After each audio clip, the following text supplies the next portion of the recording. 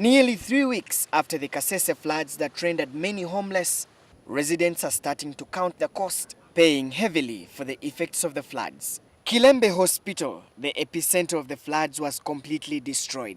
What used to be a refuge to over 600 patients now lies in ruins, with the buildings broken down, the water system damaged, and medical equipment worth billions destroyed. The hospital is still closed. We are trying to make improvements so that it is habitable for patients. We are still attempting to open up the toilets and the septic tanks that had been blocked by the silt.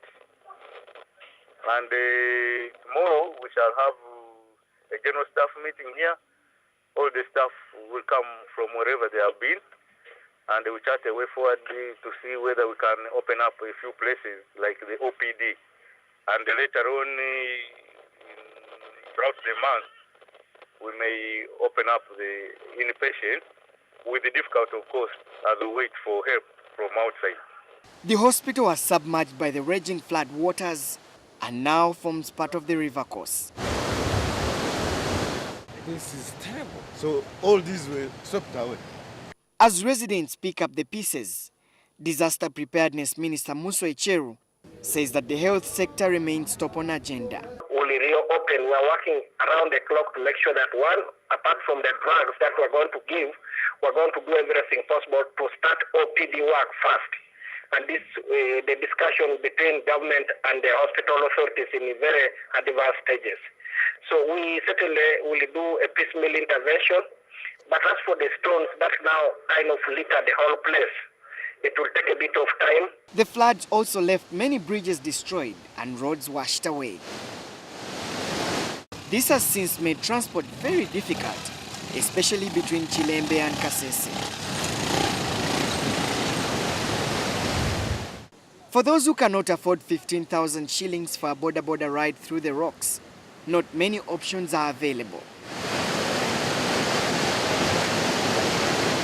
The main problem is crossing the bridge because anytime the thing may flood again, whereby the bridge that they tried to at least manage to construct for us may be taken away again. What we wanted to do first is to default the rivers, to force the rivers to go back to their normal routes, and that has been done now. Then we start working on the bridges. That is also being worked on by Minister. You remember, close to 25 bridges are destroyed in Kasese alone, and they must be fixed to enable normal communication to take place there. So that's what's going to happen. With infrastructure in ruins, over 13,000 students and pupils are now stranded as schools opened.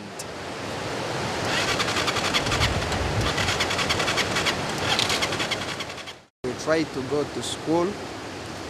There's no any means of transport which can lead our things at school, so we have suffered on the issue of the road. Then second, property of it because of money. The transport is now expensive now these days. Now we're failing to get even manual to use. The problem is to carry the luggage from Kilembe there, it is 5,000. No, so I cannot afford it. Access to clean water also remains a challenge to many in the affected sub-counties due to lack of safe water.